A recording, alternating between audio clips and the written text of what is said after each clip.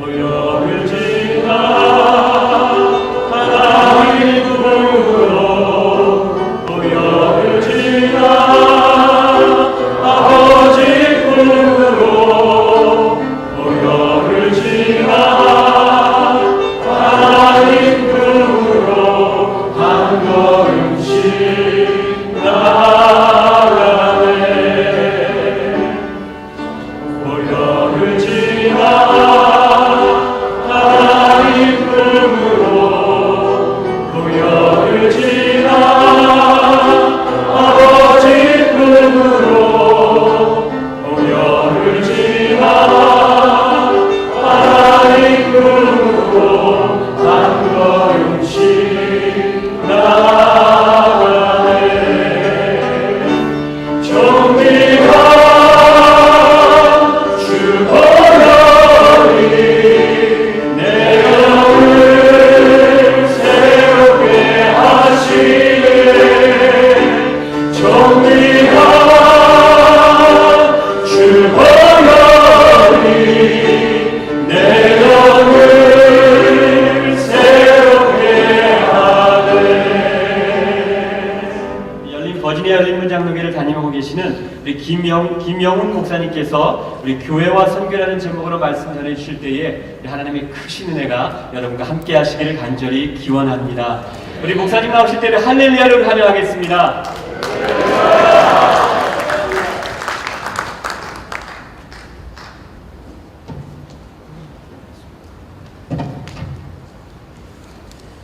반갑습니다. 잠깐 기도하겠습니다. 하나님, 오늘도 하나님의 마음을 들을 수 있는 밤이 되도록 주님 말씀하시기를 원합니다. 하나님, 이번 선교대회 동안에 하나님이 주셨던 말씀들이 정리되는 시간 되게 하시고 하나님께서 일으켜야 할 사람들을 하나님 일으키시는 밤이 되도록 간절히 기도합니다. 감사를 드립니다. 부족한 종이 주의 대언의 역할을 맡았습니다. 하나님, 말씀이 능력되게 하시고 사람이 감추어질 수 있도록 도와주시기를 원합니다. 예수 그리스도의 이름으로 간절히 기도합니다. 아멘. 성공하는 것 굉장히 어렵지만요, 성공을 감당하는 것은 더 어렵다고들 말합니다. 그래서 제가 주변을 돌아보니까 정말 오랜 세월이 걸려서 굉장한 노력을 들여서 정상에 올랐던 그러한 단체들이 이미 세월이 흐르면서 다 무너져가는 그러한 모습들을 보게 되었습니다. 제가 대학교 다닐 때만 해도 지너스죠. 한국말로 제니스라고 그러죠. 제니스와 같은 회사가 열망의 대상이었습니다. 모토로라와 같은 회사가 모든 공대생들이 들어가기를 원하는 그러한 회사였습니다. 근데 오늘날 그런 이름도 없는 회사, 영향력이 없는 회사가 되리라고 누가 생각했겠습니까? 제가 처음에 1991년도에 버지니아에 교회를 맡아서 가게 되었을 때에 저희 동네에 굉장히 활발한 사업체가 있었습니다. 셀프실이라고 전자제품을 파는 그런 회사였습니다. 근데 얼마 가지 않아서 그 회사가 문을 닫을지 누가 알았겠습니까? 제가 지금 버지니아 간 지가 27, 8년 된 것 같아요. 제가 처음에 갔을 때 사실 이민교회 가운데서 많은 영향력을 미치던 교회들이 20년이 흐르면서 그들이 이제는 더 이상 생존을 위해서 스트럭을 하는 그러한 모습으로 변하는 것을 보면서 제 마음에 이런 의문이 있었습니다. 왜 이런 현상이 일어날까? 그리고 그것을 예방하는 방법은 무엇일까? 정말 성도들이 피땀을 흘려서 희생하고 노력해서 하나님의 교회를 세웠는데 얼마 가지 않아서 정말 그 교회가 세상 가운데서 영향력을 상실하는 그러한 일을 어떻게 하면 막을 수 있을까 하는 그 질문이 제 마음속에 있었습니다. 고민하면서 답을 찾는 과정에서 한 책을 접하게 되었습니다. 그 책 이름이 How the Mighty Fall, 어떻게 해서 위대한 그러한 단체들이 몰락하게 되었을까 하는 책이었습니다. 기독교 책은 아닙니다. 위대한 기업들이 왜 이렇게 무너졌는가를 조사한 그 책에서 무너짐의 첫 번째 이유를 이렇게 밝혔습니다. 성공을 당연한 것으로 간주하고 거만해지면서 그들을 진정으로 성공하게 했던 그 원인을, 진정으로 성공하게 했던 그 이유를 잊어버리기 시작했을 때 그 단체는 영향력을 상실한다는 것입니다. 물론 여러분, 교회는 세상의 기업과 다릅니다. 교회는 하나님의 은혜로 성장하고 하나님의 은혜로 세상을 바꾸는 그러한 모임입니다. 그러나 교회가 교회도 존재하는 목적을 잊어버리면, 하나님께서 교회를 교회되게 한 목적을 혼동하게 되면 교회도 영향력을 상실하고 무너지게 됩니다. 반복해서 말씀하지만 교회는 세상의 기업과 다릅니다. 교회는 은혜로 세워집니다. 그러나 교회가 하나님의 목적에 합당한 교회가 될 때 하나님의 은혜가 충만하게 채워지고 그 은혜가 흘러나가 세상을 바꾸는 영향력을 발휘하게 됩니다. 오늘 함께 나누신 본문 말씀, 마태복음 28장의 말씀과 사도행전 1장 8절의 말씀은 하나님께서 교회를 세우신 목적, 우리가 왜 이렇게 모여서 주일날 예배하고 우리가 왜 모여서 이민자로 살아가면서 이렇게 희생하면서 헌신하는가 하는 그 목적을 한마디로 요약한 하나님의 말씀이라고 할 수 있습니다. 마태복음 28장 18절에서 20절은 우리 모두에게 익숙한 지상계명이죠. 그리고 사도행전 1장 8절은요, 마찬가지로 마태복음 28장 18절과 20절의 그 명령을 수행해야 하는 범위를 구체적으로 설명해주는 그러한 말씀이라고 할 수 있습니다. 두 말씀 속에 교회라는 단어가 등장하지 않지만 이것이 교회의 목적이라고 말할 수 있는 이유는 무엇인가 하면, 주님께서 그 말씀을 하신 후에 그 일을 수행하도록 세우신 단체가 교회이기 때문에 그렇습니다. 사도행전 1장 8절에 주어지고 성령이 강림한 후에 그 일을 감당하게 하기 위해서 제일 먼저 탄생시킨 단체가 교회였기 때문에 우리는 그러므로 교회를 세우신 목적을 이렇게 정리할 수 있습니다. 교회가 존재하는 궁극적인 목적은 선교라는 것입니다. 에밀 브루라는 학자가 이런 말을 했어요. 불은 불꽃이 타오름으로 존재하듯이 교회는 선교함으로 존재한다.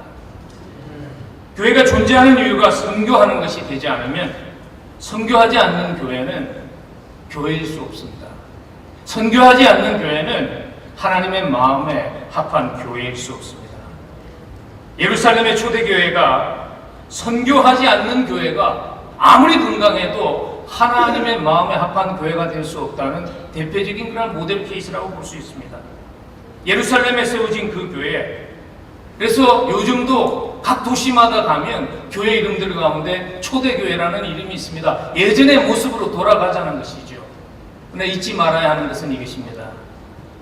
초대교회에 예배가 있었습니다. 기도가 있었습니다. 사랑의 교제가 있었습니다. 구제도 있었습니다. 그러나 선교가 빠졌을 때에 하나님께서는 그 교회를 흩으시는 일을 하셨다는 것을 잊지 않았으면 좋겠습니다. 그러나 우리가 역사를 통해서 배우지 못하는 것이 불행입니다. 오늘날도 보면 교회가 동일한 실수를 답습합니다. 그래서 랄프 윈틀 교수가 그런 얘기를 했어요. 선교 역사를 보면 거의 비자발적인 하나님의 강권의 역사를 통해서 선교가 이루어졌다. 쉽게 말하면 이런 거죠. 95%가 매맞고 어쩔 수 없어서 선교할 수밖에 없이 됐다는 것입니다. 여러분, 선교에 관심이 없으면, 선교하지 않으면 하나님의 마음에 합한 성도가 될 수 없습니다. 선교하지 않으면서 그리스도를 닮아서 살아갈 수 없습니다. 좀 과격하게 들리나요? 여러분, 성경에서 예수 그리스도의 모습을 이해한다면 그 말이 과격한 말이 아니라는 것을 알 수 있게 됩니다. 예수님이 누구신가요? 만약 여러분들은 예수님을 한 문장으로 묘사하라면 어떤 분으로 묘사하십니까? 묻는다면 여러분의 답은 무엇입니까? 아마 많은 분들이 쉽게 그렇게 답하실 것 같아요. 예수님은 사랑이십니다. 예수님은 구원자이십니다. Jesus is the Lord. 예수님은 내 인생의 주인이십니다. 예수님은 치유자이십니다. 틀린 답은 아닙니다. 그러나 정답은 아닙니다. 예수님은 이런 분입니다 라고 신약 성경에 가장 자주 사용한 단어는, 신약 성경에서 예수님은 이런 분입니다를 묘사할 때 가장 반복해서 사용한 단어는 무엇인가 하면 예수님은 보냄을 받으신 자입니다. 요한복음 4장 30절에서 나의 양식은 나를 보내신 이의 뜻을 행하며 그의 일을 온전히 이루는 것이니라. 요한복음 5장 30절에서 나는 나의 뜻대로 하려 하지 않고 나를 보내신 이의 뜻대로 하려 하는도다. 요한복음 7장 16절 내 경우는 내 것이 아니요 나를 보내시는 것이요. 요한복음에 보면요 61번 예수 그리스도를 묘사할 때 보냄을 받은 자로 묘사합니다. 신약 성경에 보냄이라는 그 단어가 두 단어가 있습니다. 펜포라는 단어와 아포스텔로라는 두 단어를 사용하는데 신약 성경에서 요한복음에서요 33번 펜포라는 단어를 사용해서 예수 그리스도를 보내심을 받은 자로 묘사했습니다. 그리고 28번 아포스텔로라는 헬라어 단어를 사용해서 예수님을 보내심을 받은 자로 묘사를 했습니다. 우리가 쓰고 있는 지금 선교라는 그 단어, 미션이라는 단어가 라틴어의 보냄을 의미하는 미토라는 그러한 라틴어에서 나왔습니다. 그러므로 보내심에 순종하는 삶인 선교에 관심이 없으면서 우리는 그리스도를 담고 있다. 나는 그리스도를 순종하는 삶을 살고 있다고 말할 수 없습니다. 예수님께서 그렇게 말씀하셨죠. 요한복음 20장 20절에서 아버지께서 나를 보내신 것 같이 나도 너희를 보내노라. 근데 그 말씀에 순종함이 없으면서 나는 순종하는 성도의 삶을 살고 있다. 나는 보냄을 받은 그러한 자로 살아감이 없으면서 나는 예수 그리스도를 담고 있다고 말할 수 없다는 것입니다. 우리가 잘 아는 오늘 본문을 나누었던 마태복음 28장 19절에서 20절 동일한 메시지죠. 이미 기도하시면서 다 설명하셨는데요. 마태복음 28장 19절에서 20절은 핵심이 제자 삼는 것입니다. 한글 번역본에 오면 가서 제자 삼고 세례 베풀고 가르쳐 지키게 하라는 것이 다 동사와 같이 들리지만 원문에 보면 동사는 딱 하나입니다. 제자 삼는 것입니다. 그러나 잊지 말아야 하는 것은 이것입니다. 제자 삼는 것이 핵심 메시지이지만 가는 것이 필수 전제라는 것입니다. 그리고 대상은 모든 민족이었습니다. 예수님은요 제자들에게 그들이 오도록 너희들이 있는 자리에서 사역하라고 말씀하지 않았습니다. 예수님은 가서 모든 민족을 제자 삼으라고 하셨습니다. 어쩌면 한국교회가 제자훈련이라는 말을 굉장히 많이 쓰고 각 교회마다 제자훈련을 하지 않는 교회가 없음에도 불구하고 제자가 나오지 않은 이유가 있다면 가는 제자를 세우지 않았기 때문일 수도 있습니다. 보내심을 받은 장소는 개개인에 따라서 다를 수 있지만요, 우리 모두는 보냄을 받은 자들입니다. 우리 하나님께서 교회를 축복하시는 이유는 딱 한 가지입니다.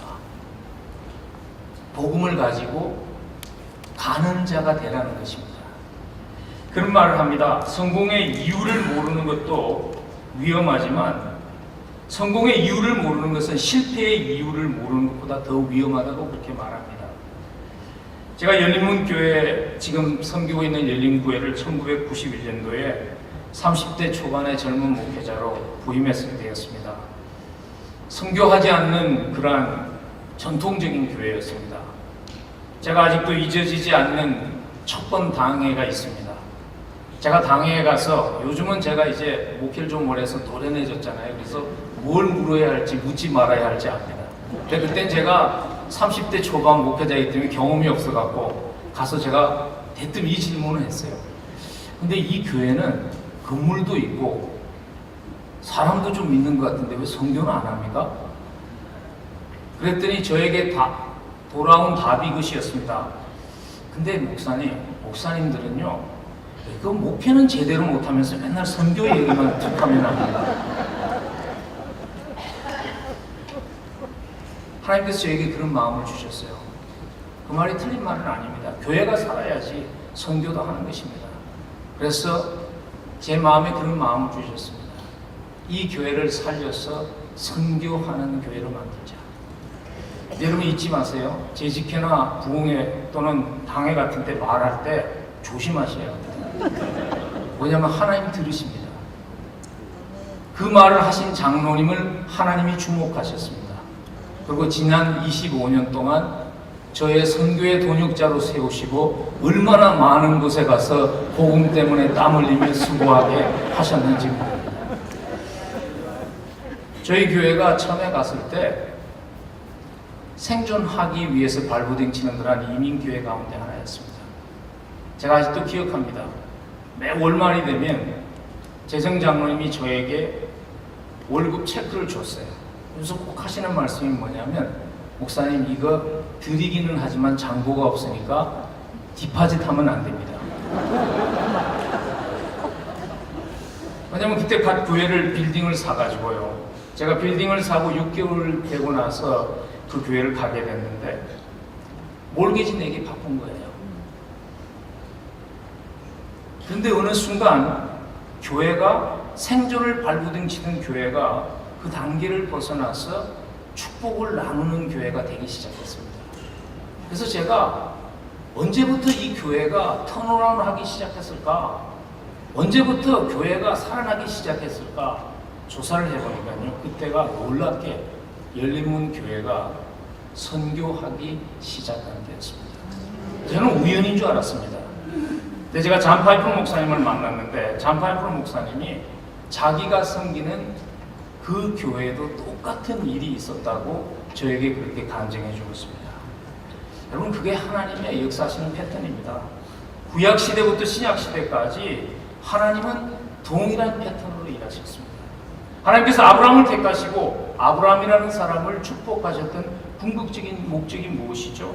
창세기 12장 3절에 보면 너를 축복하는 자에게는 내가 복을 내리고 너를 저주하는 자에는 내가 저주하리니 땅의 모든 족속이 너로 말미암아 복을 얻을 것입니다.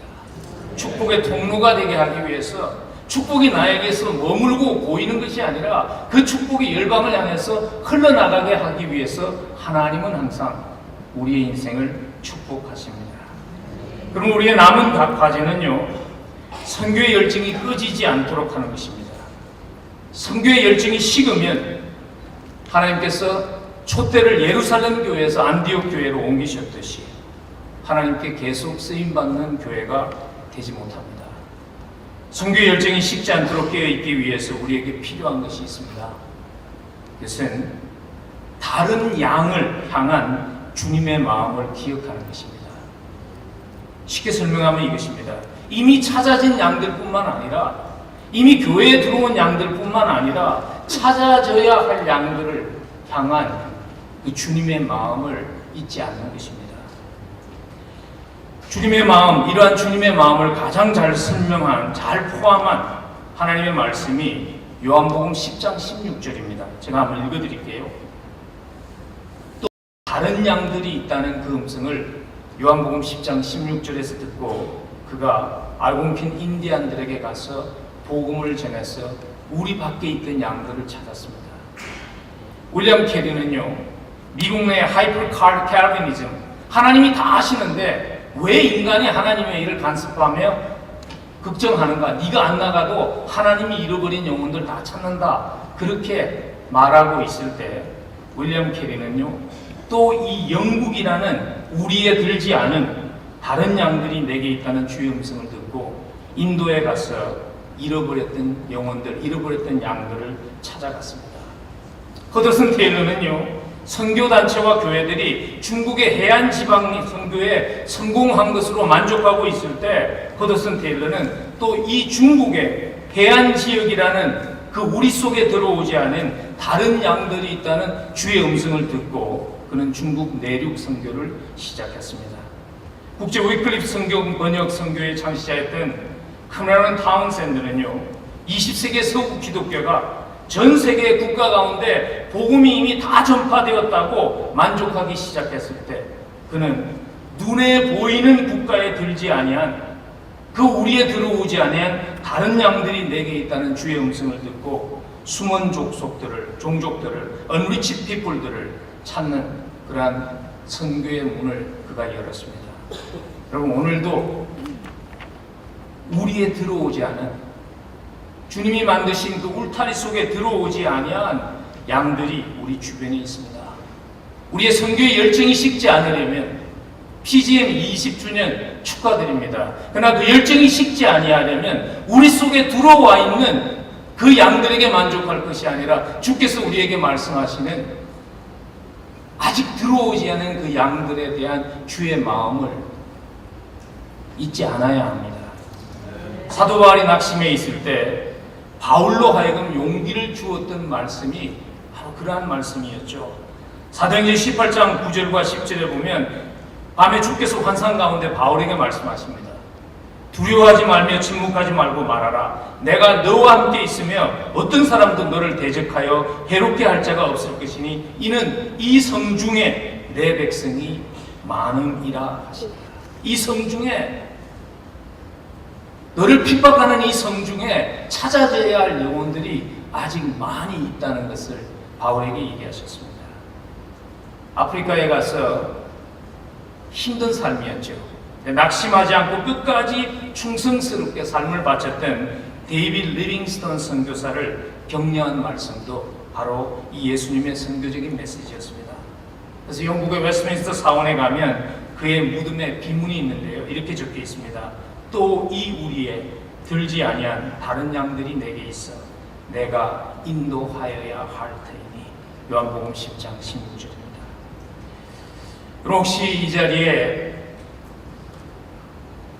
선교에 열정적으로 동참했는데 세월이 흘러가면서 희생과 노력에 비해서 열매가 맺히는 것이 눈에 보이지 않는다고 혹시 선교의 열정이 식어가고 있는 분은 없는지요? 저는 가끔 선교지에 가서 그러한 패배주의에 빠진 선교사님들 종종 만납니다.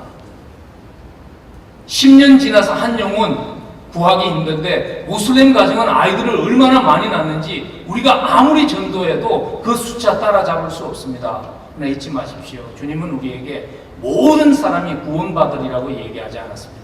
그러나 주님은 우리에게 주님께서 정해놓은 주님의 울타리 속으로 들어와야 할 양들이 이미 주님께서 정해놓으셨고 우리는 그들을 향해서 전하는 입술의 역할만 하면 되는 것입니다. 우리가 초점을 맞추고 복음을 전해야 할 우리 시대에, 이 시대에 그리스도의 울타리 속에 들어오지 아니한 다른 양들은 과연 누구일까요? 이제는 마지막 때입니다. 모든 선교가 똑같은 선교가 아닙니다. 주님께서 움직이시는 곳에서 함께 움직일 수 있는 영적인 민감함이 우리에게 필요합니다. 예전에 볼 수 없었던, 예전에 그들이 돌아오리라고, 복음을 듣고 돌아오리라고 상상할 수 없었던 지역에서 지금 그들이 돌아오고 있습니다. 예를 들자면 이런 지역입니다. 시리아의 난민들을 통해서 비자를 받고 들어갈 수도 없고 복음도 전할 수 없던 그들이 지금 그리스도 앞으로 다가오고 있습니다. 오래전에 남아공에서 로잔 대회가 열렸을 때 그들이 이런 예측을 했죠. 앞으로의 시대에 그 주제는 무엇인가 하면, 초점은 무엇인가 하면 글로벌 마이그레이션이 될 것이다. 그 말을 할 때 누구도 이런 난민 사태가 일어나리라는 것을 알았던 사람들은 없습니다. 근데 지금 수많은 난민들이 터키로 들어옵니다.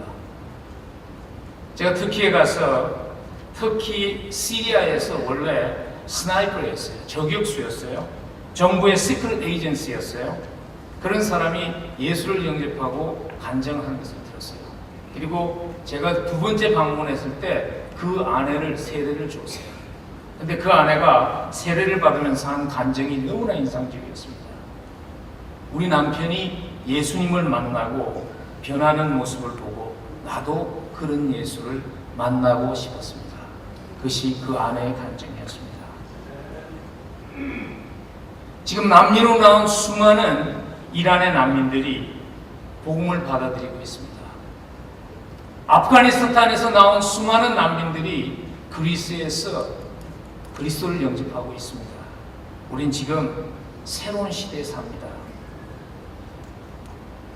성경의 말씀이 성취되는 시대지요. 계시록 3장 8절에서 볼지어다 내가 내 앞에 열린 문을 두었으니 능히 닫을 사람이 없으리라. 혹은 아무리 정부가 문을 닫아도 주님이 문을 여시면 닫을 자가 없습니다. 예수님에게 우리에게 보여주신 예수님의 그 울타리 속에 우리 속에 들어와 양들에게 초점을 맞춰야 한다는 것은 그동안 해왔던 선교를 중단해야 된다는 의미는 아닙니다.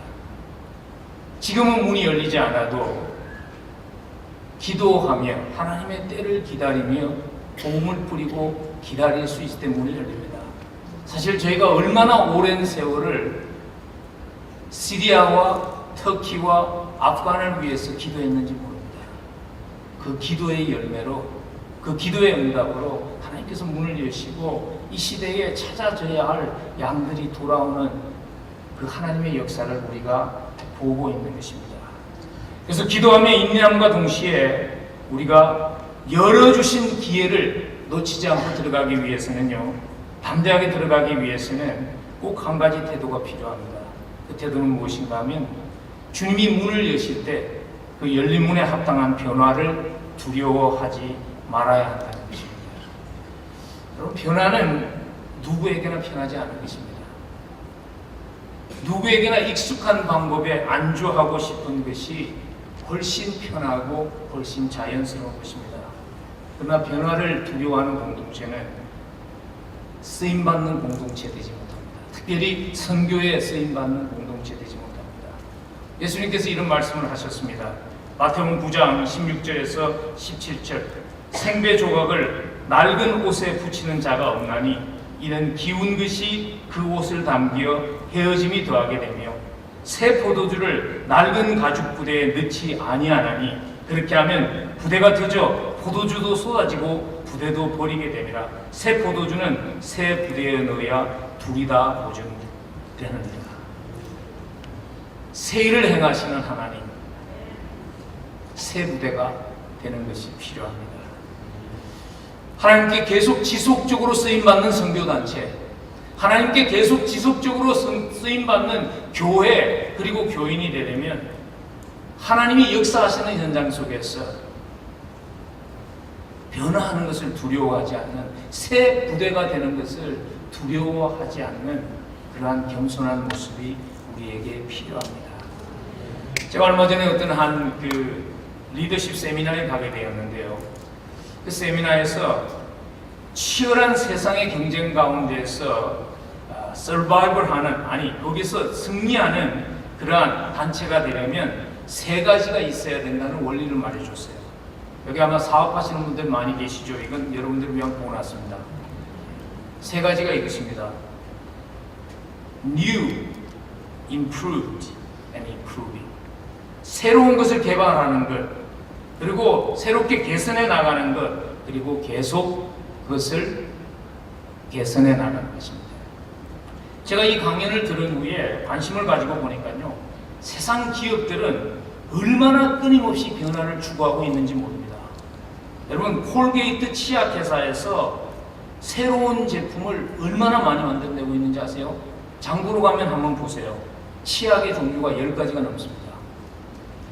스캇 화장지에서 화장지가 나왔는데요. 거기 보니까 노란 네안 사인으로 써붙였는데 뉴 이렇게 썼더라고요.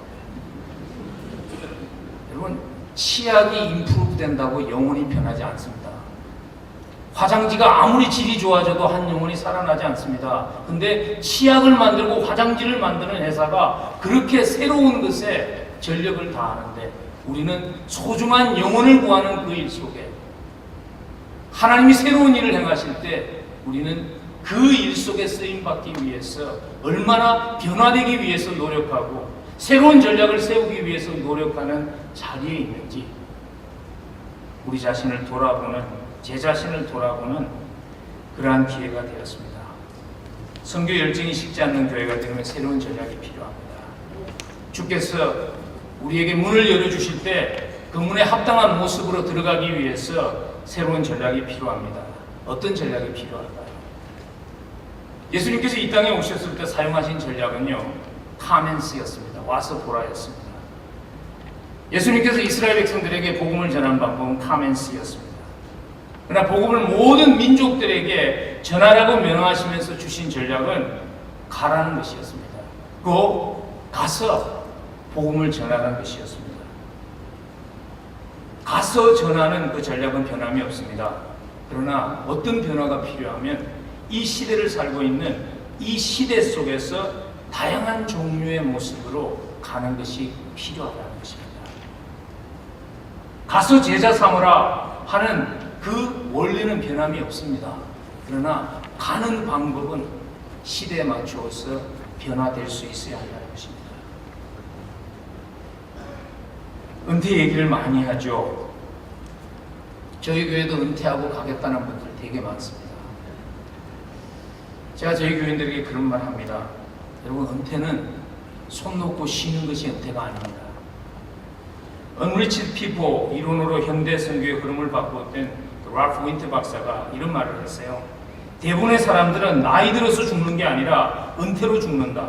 나는 언젠가 뉴욕주의 은퇴자 절반 정도가 2년 안에 죽는 자는 기사를 읽은 적이 있다. 자기 목숨을 아끼려 하면 이럴 것이다. 약물 중독이나 심리적 중독처럼 은퇴도 축복이 아니라 전염성이 강한 유독한 질병이라고 랄프 윈터는 얘기했습니다. Retirement Booby Trap이라는 그 아리클에서 그런 얘기를 했습니다.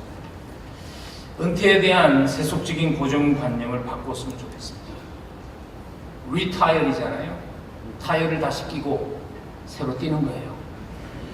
척수인들 목사님이 그런 얘기를 했어요. 젊어서는 좋은 스테이크 먹고 싶어도 돈이 없어서 못 먹었는데 나이가 드니까 돈은 있는데 이빨이 나빠서 못 먹는다.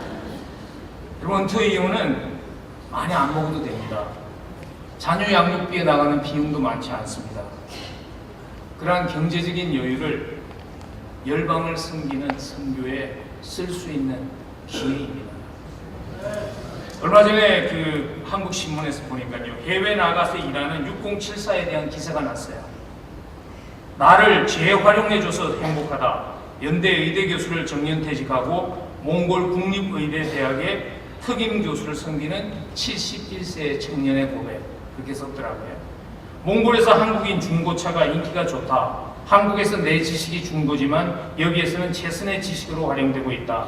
몽골의 울란바토르의 도시 건축부에서 건축 설계 자문을 맡고 있는 63세의 청년. 아이들이 자라주는 것을 보면서 한없이 행복하다. 네팔의 카트만두 주택가에서 보아원을 운영하는 64세 된 여성의 고백입니다. 물론 한국과 미국이 상황이 다른 것은 사실입니다. 그러나 우리에게는 한국에 있는 분들이 가지고 있지 않는 것이 있습니다. 우리에게는 이미 이민자로서 크로스 컬처럴 세팅에 훈련된 그런 훈련이 있습니다. 우리는 영어를 잘합니다. 여러분 그런 거 못 느끼세요? 한국 가면 영어가 잘 됩니다. 그 느끼셨죠? 예. 미국 사람들 앞에서는 되게 주눅이 드는데 한국 가면 영어가 잘 됩니다. 여러분 영어를 잘하는 겁니다. 그걸 쓰셔야 됩니다. 그리고 언제까지 기다리지 않아도 됩니다. 제가 오늘 앞에 이렇게 프레젠테이션 하시는 분들의 많은 얘기를 들으면서 그렇게까지라도 선교지에 나가준 분들이 너무나 고맙지만요. 그러나 그것은 어떤 면에 있어서 효과적인 방법은 아니라는 생각이 들었어요. 홍 목사님도 오늘 얘기하셨는데 의사가 나가서 벽돌 구우면 그건 소용없는 겁니다. 사실 그것은 하나님께서 그렇게 훈련시킨 것에 대한 효과적인 방법은 아닙니다. 우리는요, 새로운 시대에 살고 있습니다. 여러분 들어보셨는지 모르겠어요. 스케일 글로벌이라는 프로그램이 있어요. 한 달 전에 올스페릭 설전이 정형외과 전문의가 그분이 주로 전공이 뭐냐면 로봇 그거를 써서 정형외과를 하는 전문의예요. 그분이 정말 선교를 가고 싶었어요. 근데 못 나간 이유가 무엇인가 하면 그런 기술을 가지고 나가가지고 내가 사람들한테 아스피린 주고 그냥 이렇게 하는 일반 의사로 일하는 것은 낭비라는 생각이 들어서 자기가 너무나 가슴 아팠다는 거예요. 요새는 시대가 다릅니다. 지금 그분이 사우디아라비아의 왕립병원에 의사로 갔어요. 동료 의사들에게 복음을 전하고 의과대학 학생들을 제자합니다. 은퇴할 때까지 기다릴 필요 없습니다. 이제는 여러분들이 트레이닝된 그 전문 지식을 가지고 나가서 일할 수 있는 현장이 얼마나 지금 많이 열려 있는지 모릅니다. 다양한 모습으로, 시대에 맞는 모습으로 새로운 패러다임을 가지고 선교를 접근하는 것이 필요합니다. 다양한 모습으로 가는 일을 감당할 때 작은 섬김의 소중함을 확신하면서 충성해야 합니다. 사도행전 11장 20절과 21절에 보면 그 중에 구브로와 구레네 몇 사람이 안디옥에 이르러 헬라인에게 말하여 주 예수를 전파하니 주의 손이 그들과 함께 하심에 많은 사람이 믿고 주께 돌아오더라.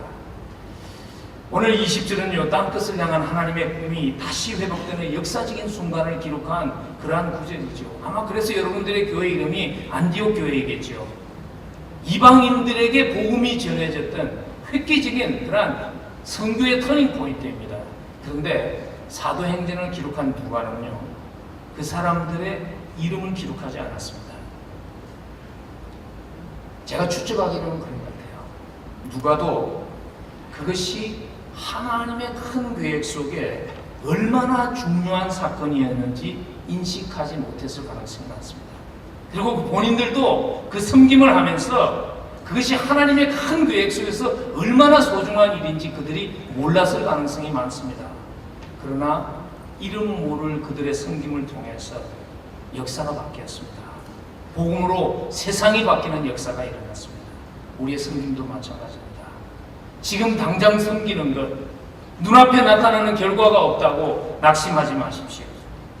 열방을 섬기는 작은 섬김이 주님 앞에 섰을 때 얼마나 아름다운 모습으로 사용됐는지 볼 수 있는 영광스러운 순간이 있을 것입니다. 잊지 마십시다. 하나님은 항상 그렇게 역사하셨습니다. 당시에는 아무것도 아닌 것과 같은 그러한 일들, 그러한 작은 충성을 통해서 우리 하나님은 영광을 받으시며 하나님의 계획을 이루시는 하나님이십니다. 그러나 모든 사람이 직접 멀리 있는 선교지에 가는 것만이 또한 유일한 방법은 아닙니다. 주님이 문을 열어놓으신 곳에 효과적으로 가는 일에 순종해야 됩니다. 이 자리에 가야 하는 분들이 많이 있습니다. 그러나 모든 사람이 가야 하는 것은 아닙니다. 보내는 선교사의 역할 중요합니다. 그러나 제가 오늘 잠깐 보내는 선교사의 그 역할에 대한 위험성을, 함정을 잠깐 말씀드리고 지나가고 싶어요. 물질로 섬기는 것, 선교에 굉장히 중요합니다. 그러나 물질로 섬기는 그것이 선교의 사명을 다했다는 면죄부가 될 수 있는 위험이 있다는 것입니다. 멀리 타국에 나간 선교사를 섬김으로 독려하는 그러한 보내는 선교사로 살아감과 동시에 우리가 해야 되는 일은요, 우리 곁으로 다가온 선교지에 우리가 선교사로 나가는 것입니다. 우리가 살고 있는 이 시대의 독특한 상황은 더 이상 선교지가 멀리 있지 않다는 것입니다. 하나님께서 마지막 때에 모든 민족의 복음화를 완성하기 위해서 아마 그 일을 하시는 것 같아요. 마지막 때가 가까웠기 때문에 이런 현상이 일어나지 않나 하는 생각을 합니다. 마태복음 24장 14절에 이 천국 복음이 모든 민족에게 전거되기 위하여 온 세상에 전파되리니 그제야 끝이 오리라. 그래서 다른 종류의 가는 것이 필요합니다. 다가온 선교지로 가는 다른 그러한 선교의 전략이 필요합니다. 요즘 선교하면서 새로운 패러다임으로 자주 등장하는 그러한 전략 가운데 하나가 뱀이죠. 우리 선교사님도 지금 키르기스탄 오시에서 뱀합니다. 우리 권사님들이 그러더라고요. 아니 근데 그 선교사님 왜 이렇게 멀리 가서 뱀 키운대요? 뱀을 키우는 게 아니라 비즈니스 에즈 미션. 근데 제가 그 비즈니스 에즈 미션 굉장히 좋은 컨셉이면서도 제 마음속에 한 가지 부담이 되는 것이 있습니다. 뭐냐면 말도 통하고 환경도 익숙한 데서 비즈니스 에즈 미션 안 하는 사람이 왜 어느 순간에 말도 안 통하고 환경도 다른 데 가서 내가 비즈니스 에즈 미션을 하겠다고 말하는지 하는 것이 저에게 의문입니다. 여러분이 지금 사업장에서 비즈니스 에즈 미션을 트라이하지 않으면서 말이 통하고 환경이 익숙한 데서도 하지 못하면서 어느 순간에 내가 은퇴하고 사업 정리하면 말도 안 통하고 환경도 다른 데 가서 내가 비즈니스 에즈 미션을 하겠다는 것은 제가 볼 때는 별로 가능성이 없습니다. 여러분의 사업처가 비즈니스 에즈 미션이 되면 좋겠어요.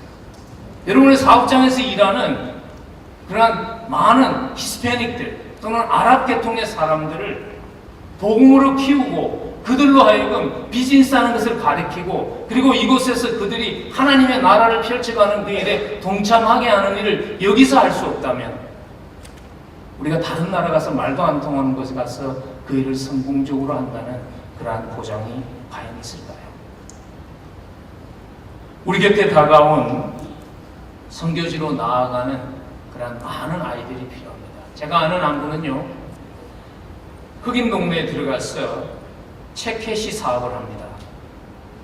근데 그분은 그 사업을 어떻게 하시는가 하면요, 그 커뮤니티에 살고 있는 수많은 선교지에서 온 사람들이 여러 가지 형편 때문에 그들이 받은 봉급을 은행에 가서 디파짓 할 수 없다는 거예요. 그래서 그것을 캐시로 교환하기 위해서 비싼 수수료를 내고 있다는 것을 그분이 착상한 후에 자기가 그 사업체를 차렸어요.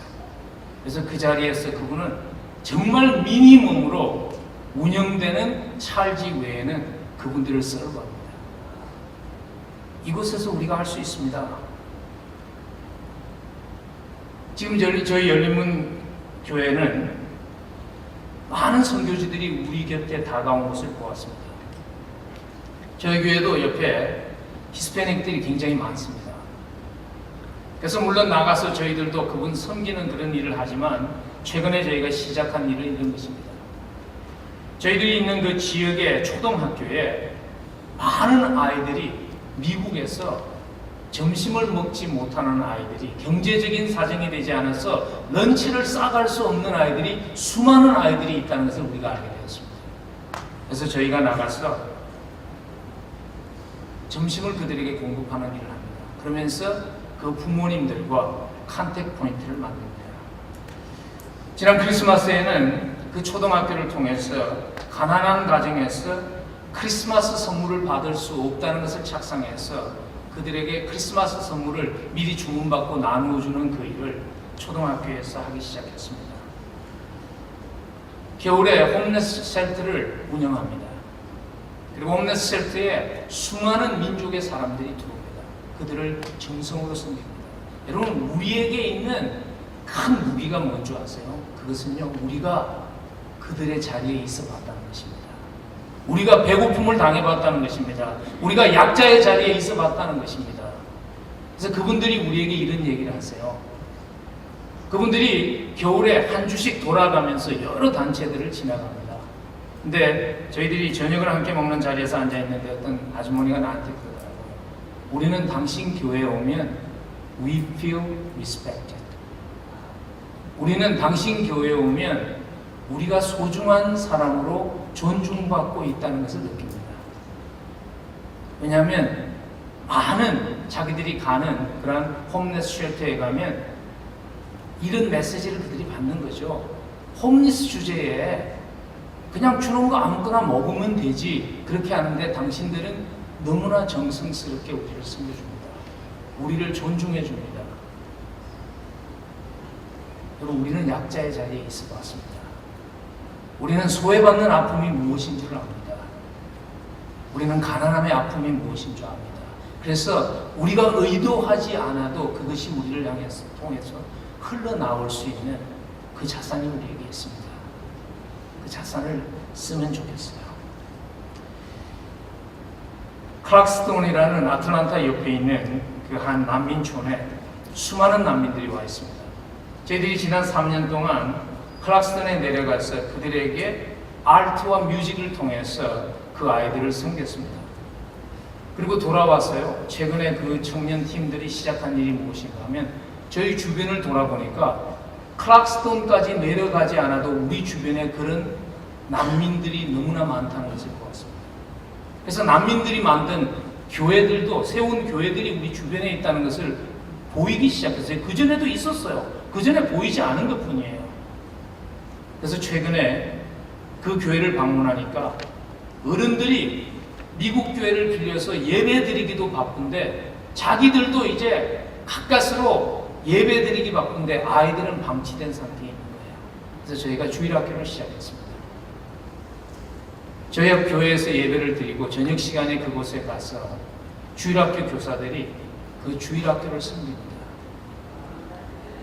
우리 주변에 다가온 선교지에게 갈 수 있는 너무나 많은 채널이 있습니다. 최근에 참 익사이딩한 일 가운데 하나는 저희 교회에서 English as a Second Language, 영어 교실을 합니다. 한국 사람들을 위해서 하는 것이 아니라 그 non-Korean들을 위한 영어 교실을 열었는데요. 첫 주에 2사람이 등록을 했어요. 이틀이 있으면 학교가 시작되는데 2사람 데리고 학교를, 선생은 10명이나 준비되어 있는데 2사람이어서 그런 의심이 들어오더라고요. 야, 우리 주제에 우리가 영어를 가르쳐? 이 사람들이 우리한테 영어 배워올까? 지금은요, 15개국에서 온 사람들이 매 주일 2번씩 교회에 와서 영어를 배웁니다. 근데 영어를 배우는 것만으로 끝난 것이 아니라 우리가 그들을 우리 가정으로 초청했어요. 그랬더니 그들이 우리를 자기 가정으로 초청하기 시작했어요. 여름 방학 동안에는 Relation Build를 통해서 Conversational English를 한다는 그 명목 아래 주중에 맥도날드에서 만나고 스타벅스에서 만나고 그들을 대고 워싱턴 DC 관광을 가고 하면서 릴레이션십 빌드를 해요. 히잡을 쓴 여인이 그런 얘기를 해요. So what do you think about Muslim? 그래서 당신 그 무슬림 종교에 대해서 어떻게 생각하느냐 하니까 그분이 이렇게 얘기해요. I don't care. They didn't do anything for us. 여러분, 그분들이 그걸 쓰고 있다고 그래서 그분들에게 복음을 전하기 어려운 대상이 아닙니다. 사랑으로 마음의 문을 열면 복음이 그들에게 들어갈 수 있습니다. 멀리 나가서 하는 선교해야 합니다. 여러분, 잊지 마십시오. 우리가 살고 있는 이 시대는 선교지가 우리 옆으로 다가온 시대입니다. 여러분의 직장이 선교지입니다. 여러분의 사업체가 선교지입니다. 예수님이 보여주셨던 제자 훈련은요, 교실에서 이론을 가리킨 제자 훈련이 아니었습니다. 예수님은 제자들과 3년 반 동안 함께 먹고 마시고 함께 거하시면서 삶을 통해서 복음을 전했습니다. 여러분의 직장이, 여러분의 사업체가 우리의 섬김을 통해서 예수 믿는 사람이 다르다는 것이 보여질 수 있다면 그것을 통해서 하나님의 나라가 펼쳐지지 않을까요? 울타리를 넘어서, 담장을 넘어서 세상으로 가는 그러한 교회가 될 수 있기를 간절히 축복합니다. 여러분, 선교는 부담이 아닙니다. 선교는 특권입니다. 불가능한 일을 가능케 하시는 하나님의 크고 놀라우심을 경험하는 특권입니다. 선교는 부담이 아닙니다. 선교는 축복입니다. 우리로 하여금 의미 있는 삶을 살아가게 하는, 기쁨을 맛보게 하는 축복입니다. 선교에 쓰임받는 축복, 선교에 쓰임받는 특권, 빼앗기지 않는. 그래서 주님 앞에 섰을 때 주님, 나에게 주셨던 그 특권, 나에게 주셨던 그 축복 잘 사용하고 주님 앞에 왔습니다 고백할 수 있는 우리 모두가 될 수 있기를 주의 이름으로 간절히 축원합니다. 우리 한번 기도하십시다. 우리 한번 주님 앞에, 하나님 그 특권 빼앗기지 않도록 도와주세요. 한번 기도하면 좋겠습니다. 하나님, 영의 눈을 열어서 우리 곁에 다가온 선교지를 볼 수 있도록 주님 도와주옵소서. 기도하면 좋겠습니다. 하나님, 나를 복음 전도자로 나를 사용해 주옵소서. 기도하면 좋겠습니다. 우리 한번 주님 앞에 한번 주님 나를 도와주세요 하는 뜻으로 한번 크게 주여 한번 외치고 함께 기도하겠습니다.